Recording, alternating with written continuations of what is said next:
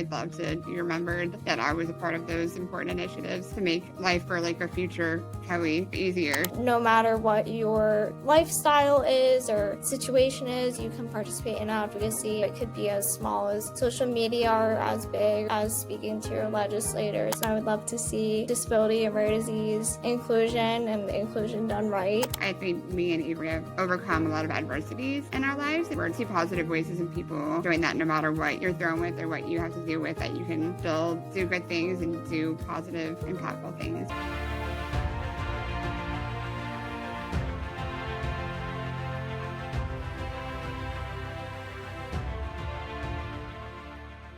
What is up, Impact Heroes? Welcome back to the show. I'm your host, Rick Ornelas. Thank you for spending some time with us today because we know time's a valuable resource and we're going to make it worth your while. I appreciate each and every one of you, not just for listening, but for who you are. I know you're sparking change to make the world a better place every day, and I am humbled and grateful for your efforts. It takes all of us doing our part to spread positive change, and that's what this show is all about. Motivating you with stories of struggle, courage, and hope to empower you to make a difference in your life and the lives of others. In case you missed it, people are the foundation of any business, and if you don't have the people right, if you don't take care of your people, then you can forget about having success. The one thing I have seen amongst anything else that will stagnate a business is the leader, the founder, the owner's inability to give up control. The reason franchises are successful is because they have systems and processes available that they can everywhere replicate you over listen and to over your and over and over and podcast. over again. Welcome back, Impact Heroes. Today we have the pleasure of speaking to our latest iSpark Change Social Impact Heroes. That's plural, you heard that correctly, and they are very special indeed. Our guests today are doing everything they can to make their voices heard. Together they are working to tackle misconceptions surrounding disability and give a loud voice to the often forgotten rare disease community. They feel it's their time to shine, no matter what obstacles they have to overcome, and are exhausted of being excluded. I don't want them to be excluded either. They both work in community engagement for Cure CMD, a rare nonprofit in the neuromuscular space whose mission is to advance research towards treatments for the congenital muscular dystrophies and empower the lives of those living with CMD. They're also active members of Cure CMD's advocacy team, putting faces to rare disease on the Hill. And one was a Rare Voice Award finalist in 2021 and 2022, and the other was a 2024 Rare Champion of Hope Award nominee in individual advocacy and a 2024 Rare Voice awardee. They're confident, independent, strong, outgoing, and full of life. Please welcome the authentic, compassionate, and supportive team of Avery Roberts and Kelly Berger. Welcome to the iSpark Change podcast, Avery and Kelly. How are you? Thank you for having us. We're excited to be here. Yes, it's as I said off air, I was excited to have the both of you for our conversation because that doesn't happen very often on our show. And so we will dive right in. So we have you both on the show because we consider you what we call social impact heroes. We see you as individuals who are spreading positive change, whose actions have a positive impact on humanity, someone that we call social impact heroes. So that's our definition. But my question is, do you see yourself as heroes? And we'll start with you, Avery. Okay. I would say I don't, and I think that maybe I'm just too modest for it, maybe. I think that I see mine and Kelly's work as something that's just really needed, really overdue. And so I think we are very grateful to be given the opportunity, like, being on your podcast, of just being able to raise our voices in that way, being able to bring our personal experiences to the table. It's, too often that the disability community does not have a seat at the table for a lot of conversations surrounding, the disability community. And so I think, like anyone, when that happens, we're often overlooked and excluded. And so we're very grateful that we're able to bring our perspectives to the table. And, often when I think of hero, I also think of inspiration, and inspiration is also tossed around in the disability community as being an inspiration is very associated with the disability community. Mm. And so the way I view it is the disability community would just prefer that we're viewed as inspirations for our accomplishments and not just for existing. People think that going out to a restaurant or going out to a concert, that's an inspiration because we're getting out of the house and that kind of thing. But Kelly and I live and lead such active lives. It's more of just, I view it as empowerment. What do you think, Kelly? Yeah, I think I wouldn't say necessarily the term hero. I think me and Avery have overcome a lot of adversities in our lives. And I think that we're just two positive voices and positive people showing that no matter what you're thrown with or what you have to deal with, that you can still, do good things and do positive, impactful things with what you're doing and what you're given your platform. Yeah, thank you very much both for sharing, because and as you'll see throughout the interview, is that'll bring questions to my mind, questions, to based on what your answers are. So I can definitely respect your answer, and I think I understand it. I do ask a clarification question, because I personally view something that's inspirational as something that, so the word inspire comes from the Latin word inspire, which means to give breath, to give life. So what I view inspiration is, I view inspiration as something that helps to give us life, right? It brings a smile to our face. It makes us, brings us joy in some way. So I think I understand what you mean about, hey, you're just living your life, right? You go out to eat, you go to concert, you do all the things that anyone would do. You just happen to do it in a chair as opposed to, walking in, for example, right? But my question is, I think I understand your perspective, but if someone, by my definition, if that helps to give them joy, then would you say that would be, I don't know, that's still inspirational? Or do you understand what I'm asking, I guess? Yeah, for sure. And I think that it's honestly like an ongoing conversation within the disability community as well. Like, I think no one has really come to like a general consensus or agreement on kind of like what it means within the disability community. I think everyone has different perspectives on it. I think I definitely still use, the term inspiration. I think it's just kind of up for interpretation. I think it's more of just how how overused it is in a way. I Hmm. think people are just kind of sick of it because, isolation and pity and fear is often associated with the disability community. And so something like, oh, you're such an inspiration, or Kelly and I have had people come up to us and are kind of like, what happened? Or like, I've had people pray over me, like it's just seeing two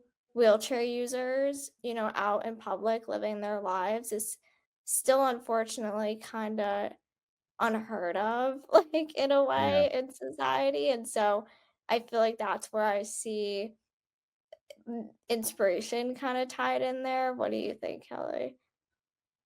Yeah, I think what I think we mean well. I just think people acknowledging it for like the right reasons, and that Right. like our accomplishments are inspirational, but not like what you said earlier, like existing Mhm. isn't inspirational. It's our achievements and what we've done with our lives is more what we Despite would the prefer. adversity, right. Yeah. Yeah. And I think I get that. And thank you for clarifying that, because I think that will help with our audience. So we'll start with you this time, Kelly. But one thing that I always find fascinating, and our audience finds fascinating, is how you got to be a hero, right? And we'll use our definition of hero, even if you two don't necessarily see yourself as that, but how you got to doing the work that you're doing, to champion the cause that you're championing, or how you got on that path. And you can include, how you two met. But if you can, start down that story, and you're welcome to tell it together. If I know, when people always ask my wife and I, and we've been together over 30 years, but when people always ask us to tell a story, it's always a little bit of this back and forth because it's like, well, was that how, and always how it actually went. For sure, yeah. I think me and Avery, I would agree that our support systems within our community have been our backbone, like our families and friends who have helped us get to where we've needed to be and kind of steered us in those positive directions to really motivate us to want to make something of our lives, to start using our voices and to really champion us to get involved in advocacy work. I think that's their help and their drive to want to see that we have to really speak up for our needs and to advocate with our own voices and ourselves. I think that's really where all of what we've been able to do has transpired from. Would you agree, Avery? Yeah, for sure. I think that Kelly and I have such gratitude for our support systems near and far, and just really don't take that for granted, and really just how our work is uplifted and championed. And I'm really honored, I would say. And so, no, I think I really echo what you said, Kelly. Yeah. So tell me, how did you two, if you can share the story of how you two met and started doing together? Because obviously you have, your own individual journeys, but at some point, how long ago, how did you two, become friends and start working as a team? Because Yeah, I'd say from, and not to interject before I was done, but that when you reached out to us and we got in touch with you, it was always together, right? It was everything together and everything. So I just always viewed you guys as a team. right. We very much are a closely knit team here. Me and Avery, or Kelly and Avery, whatever, which way you want to say it. But yeah, so we are very active in the disability community and more specifically the rare disease and congenital muscular disease community. And so we met on a virtual event during the COVID times and realized that we are very much alike and similar and have the same interest, and just kind of spiraled from there. And we've been the dream team ever since. So That's great. Yeah. And so what was it when you two connected in that virtual event? How did you start? Because obviously you're meeting in one event, but how did you really start doing advocacy and doing things together and really start working together? How did that evolve? So, as you said, that Kelly and I work for a rare nonprofit in the neuromuscular space called Cure CMD, and it was actually a Cure CMD event that we met at. I had been involved in Cure CMD for a little bit longer than Kelly had, because we can also go into our diagnostic journeys just because they're different in and of itself, to be honest. But Kelly and I met on that social event. We really found that we shared a lot of the same interests, as well as, having the same subtype. So we kind of had a unique angle that we were like, we should really do something with this here. We can really share our personal experiences, to issues that we experience day in and day out, and that we also found that a lot of our community members also experienced day in and day out. And so we felt like we wanted to build this platform where we could share our own voices, but also be able to leverage others in the CMD community and in the larger rare disease community. And so within Cure CMD, we spearheaded a bunch of initiatives and various programming opportunities, including our Cure CMD webinar series, where we really highlight topics that are at the forefront of the minds of those living with CMD, as well as just, I feel like, neuromuscular disease and physical disabilities as a whole. They really apply to all. But we invite, various speakers and talk on various topics from, dating and relationships to sports and employment, and just kind of topics that, you know, able-bodied people would see as everyday types of things. But unfortunately, when you live with a disability, there's such an added layer to many things. And so we really try to shed some light on those topics that need some extra time and care. And so we really wanted to come together and be able to, share our thoughts as well as adapt to other people's opinions within the CMD community and use our platform to do that, whether it be, within Cure CMD or even just the larger rare disease community as a whole. And so we got involved in legislative advocacy and speaking on Capitol Hill or even just on social media as well. We've really found that, no matter what your lifestyle is or situation is, you can participate in advocacy in whatever, capacity you have time for, really. And so it could be as small as social media or as big or as speaking to your legislators. And so we've kind of tested it all out in a way and seen what impact each have, and that's kind of where we really came together. Yeah. How long have you been a team? I think we're about 5 4 or 5 years in now. Yeah. That was like 22. Yeah, I guess about 5 years. Yeah. Yeah. It just goes Crazy. by quick, right? It You realize- does. You're like, wow, it's been 5 years. Oh my gosh. Yeah. I feel like so much has happened within those 5 years, and so it's crazy to think, but it's truly been a blessing just being able to gain this friendship. And I'm from New York and Kelly lives in Ohio, so it's more of like a long distance friendship, so we don't get to see each other a lot, yet I feel like she's here with me every single day, and so Yeah. through everything that we do, and so it's truly been a blessing, and really looking forward to what the future holds for us and our team. Yeah, yeah, that's fantastic. And that's one of the good things about, social media and, just the access to information is that you can maintain those much easier, and like you're in the next room. For So sure. that's fantastic. I have to ask a question, just this is more of a curiosity question. If you said that you both have the same subtype at the beginning of your answer, and so I'm someone that pretty much believes in fate, or like we connect with those that we're meant to connect to. So how is that very uncommon or common, or just that you two would have the same subtype and connect in that group? Yeah, well, CMD is considered ultra rare in general.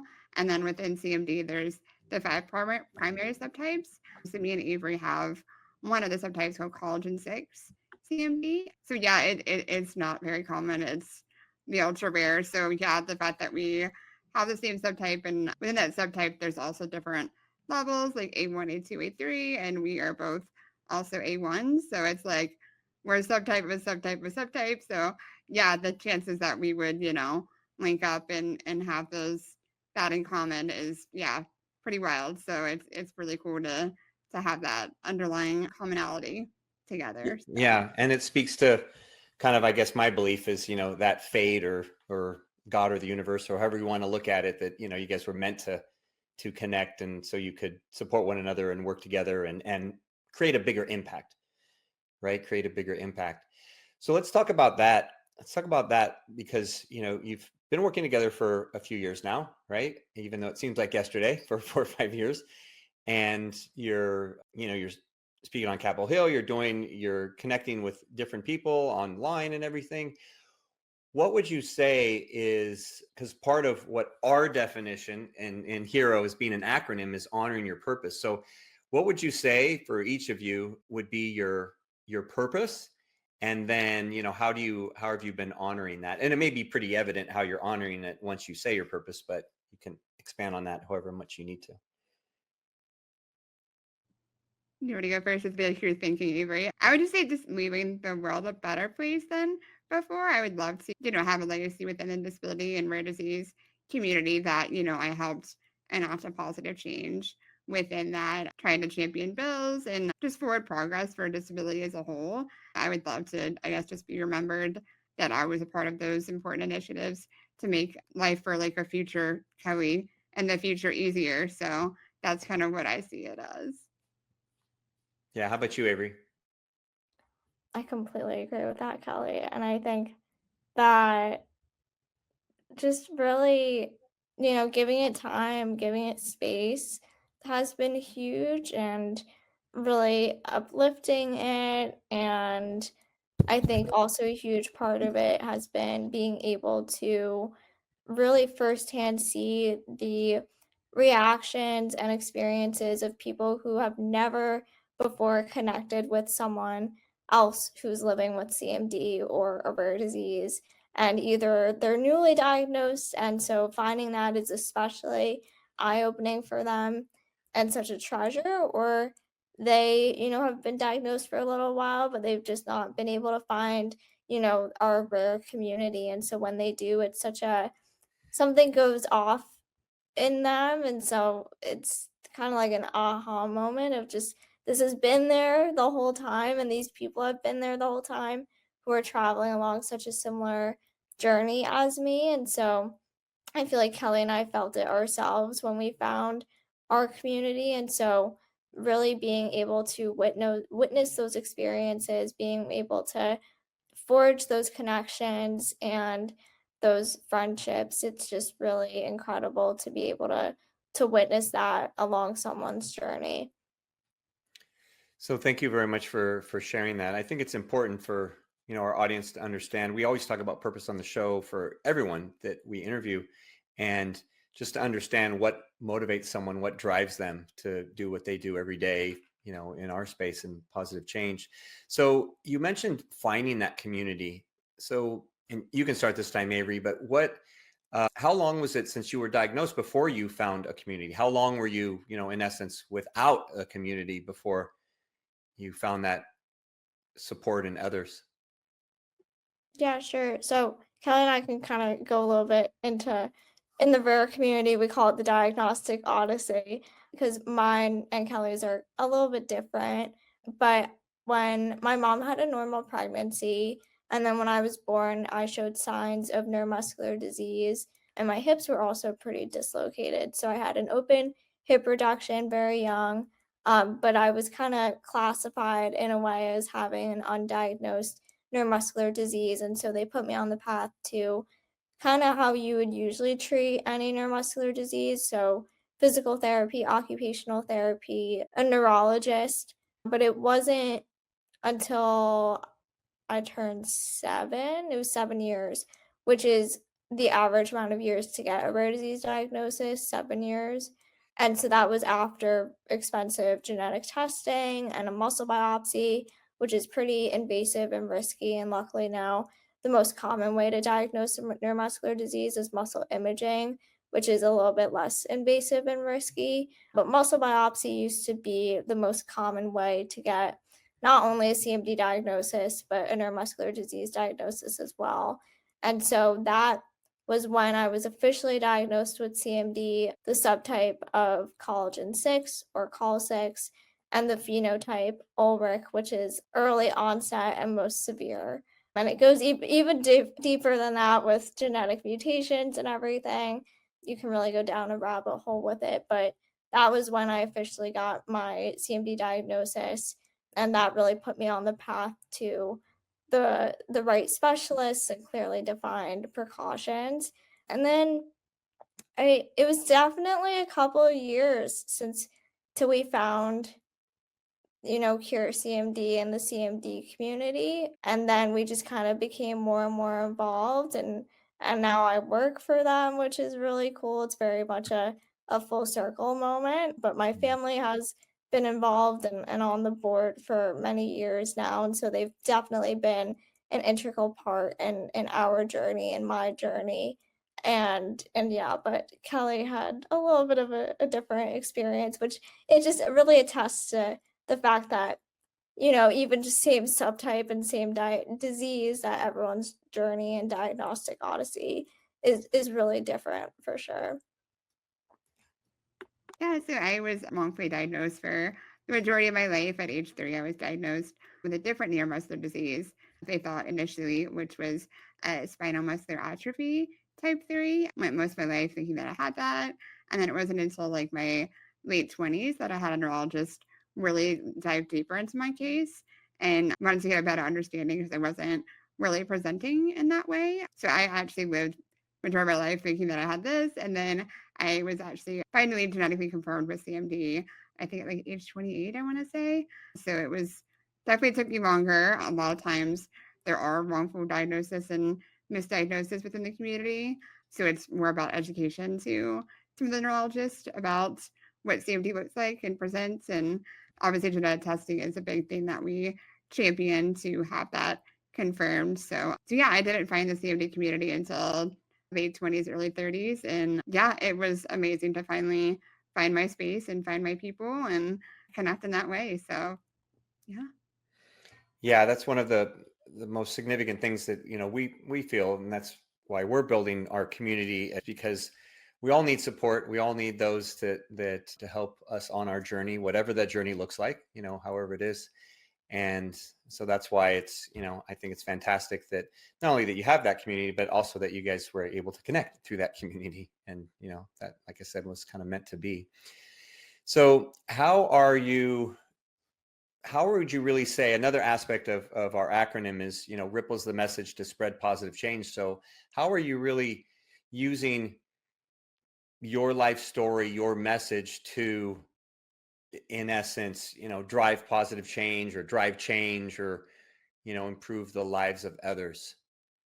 And I'll let either of you go on this one or both. Oh, yeah, I think for me, just like being able to like tell my story and what all of them been able to do, I think things like as simple as like driving or higher education, like going to college, are things that because you live with the rare disease, like there are added complexities to that. So not everybody pursues that or, you know, achieves that. So I like to try to show people and tell my story that like I did all those things and yeah, they're hard and it's a lot more difficult, takes more time, more money, more energy, all the things. But it's definitely worth it in the end, and that you can still do all those things. It just goes differently than what you thought it might be initially. So I like to show people that you can still do that. So Yeah, great. Avery? Again, completely echoing what Kelly said, just really, you know, sharing our stories. And I feel like I keep saying personal experiences. There's just nothing like the lived experiences. I think, especially when you're living with a disability, you're always being watched, whether you know it or not, of, how you're doing things, or can you do this or can you not do that, that kind of thing. Or do you just stay at home all day, or do you go out and, and work or do higher education and drive? That's a huge thing that Kelly and I really advocate for, adaptive driving, or even just accessible travel overall. I would say personally, I'm a dancer, especially living in New York, and so the entertainment industry is a huge factor for me in terms of inclusion. And it's something that for me, I personally advocate for, especially just because I have those experiences that I can, speak to. But just authentic disability representation within the media, within the industry, is also a huge factor. I think disability and rare disease inclusion goes so much for it. There's so many aspects to it, in our daily lives that we may not realize, especially because I think people don't realize elements maybe of accessibility or inclusion because they don't know someone living with a disability, or they don't live with a disability themselves. And something that we bring up a lot is that even if you're not disabled today, you could be tomorrow. And so elements of accessibility really, unfortunately, sometimes people need the incentive of that it could affect you, one day. It could affect you tomorrow. I don't wish that on anyone, of course, but just these elements not only allow Kelly and I to live our daily lives every day, but also could, help others in one way or another, or even just glasses.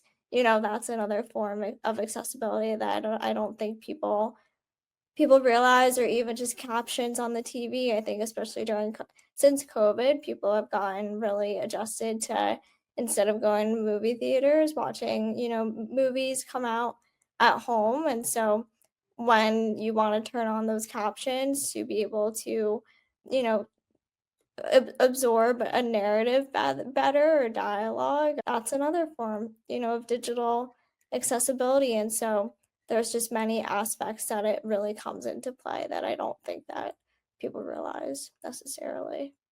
Yeah, thank you for sharing. And hopefully with, what you all are sharing today will reach more people with those messages. So a couple final things before we wrap up here. And one of them is that we talk about spark moments on this program. And these are moments in life where our actions or the actions of another have a ripple effect that goes far beyond the initial act. So it could be something that, someone interacted with you in some way, maybe a long time ago, maybe recently, but you didn't quite realize that that was a spark moment until much later, and either in your own life or in the lives of others and someone you have impacted. So if you could each share a story, or if you have one together that you consider a spark moment that is something that, kind of fits that definition, that, it was something small at first glance, but then afterwards you realize, no, that was pretty significant. Yeah, I can start with mine. I would say, I guess for me, it's not really, I guess you could quantify as a moment, but diving into more like legislative advocacy and going to DC to advocate. For me, I was terrified and was like, can I do this? Like, got to give speeches. Oh my goodness. And I guess like doing that and sharing my story afterwards to others, I have seen other people pursue that now after I kind of, shared, hey, I can do it. You can do it too. So that was really neat to see that others after me have also pursued that route of doing legislative advocacy for rare disease. So that was kind of a moment that I didn't expect to see. I was hoping that my story would affect others and maybe do that, but then actually seeing that actually happen was really, really neat for me to see. Yeah, very cool. How about you?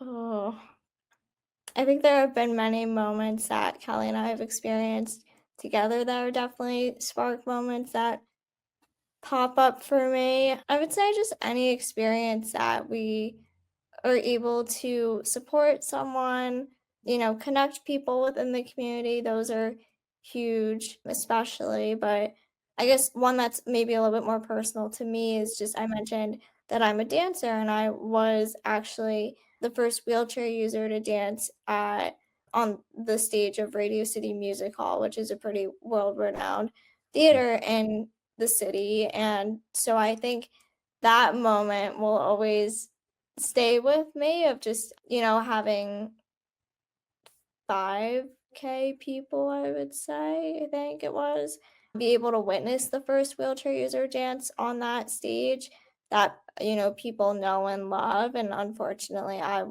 was the first, that I'm very lucky and I'm very grateful for that, but I wish I wasn't the first. And so being able to share that moment with my closest friends and family, and just that will always be a moment that will stay sparked with me. And I think that it's just a huge moment, not only for the industry, but our community as well, that I'll never take for granted, for sure. Well, beautiful examples of spark moments. Thank you very much for sharing those to the both of you. So before we wrap up with our final question that we ask all our guests, how can our audience connect with you or learn more about you? Where can they read about what you're doing and stay updated? Yeah, we're pretty social on our networks. I'm at everything the Kelly Berger, which is my name. You can definitely connect with me on there or anything in the CMD community. I'm active on those platforms as well. So Very Yeah, cool. I would say same here, just anything, Cure CMD related, or I'm also pretty active on multiple platforms. And so I'm either under Avery Roberts or at Avery.Nicole916, other platforms as well. Perfect. Well, we'll make sure that those all get in the show notes so people can learn more about what you guys are doing and stay up to date. So one final question for both of you, because our goal at iSpark Change is to positively impact 1 billion people within 5 years of launching our upcoming social impact social media platform. Now, we know we can't do it alone. We know we need the help of impactful leaders like yourselves, heroes, to show others the way, because a lot of people feel, as I once did, that they're too small to make a difference. So we value your thoughts and opinions as social impact heroes. So I want you to peer down the road and tell me, what can the world become if everyone starts proactively impacting the lives of others as you two have done? I think right now we are all just craving positive news and positivity in general. Just with a lot of the current landscape of how things are going in the world, I think we all need to help each other out, whether it's big or small. Little acts of kindness, I think, go a long way as well. Yeah, I think if we all just I always say, do one small thing every day.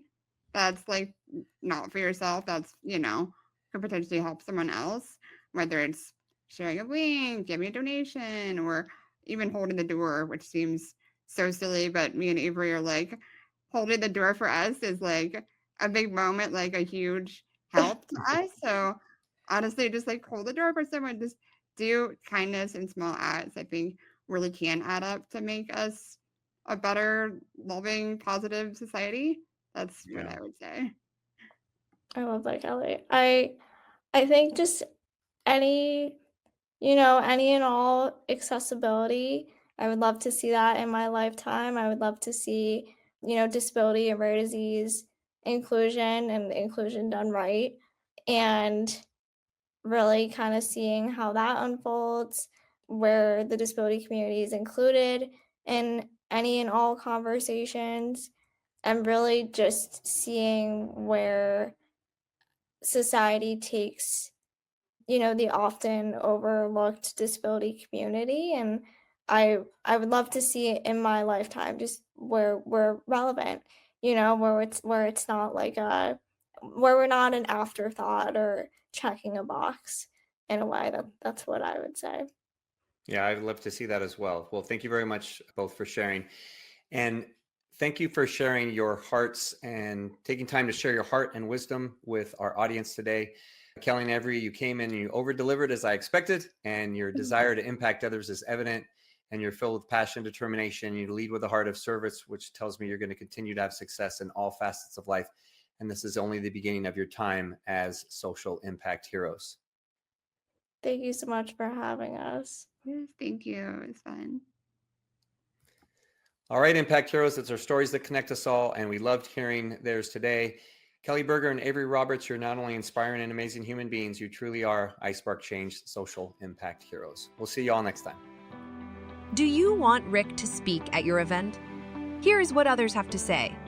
Did not know his story, and it was so inspirational, and his presence on stage, his authenticity was just incredible. I absolutely loved his performance. It made me feel some type of way. If you're looking for a speaker for your next event, hire Rick. I promise you this, you will not be disappointed. Visit rickcornelis.com to book him today. Remember, Impact Heroes, every positive action can be a spark moment that has a ripple effect that spreads far beyond the initial act. So go out there and spark change. Don't forget, if you enjoyed this episode, then please smash that 5-star rating on iTunes or Spotify and leave a review. We value your comments and we want to hear from you in the community.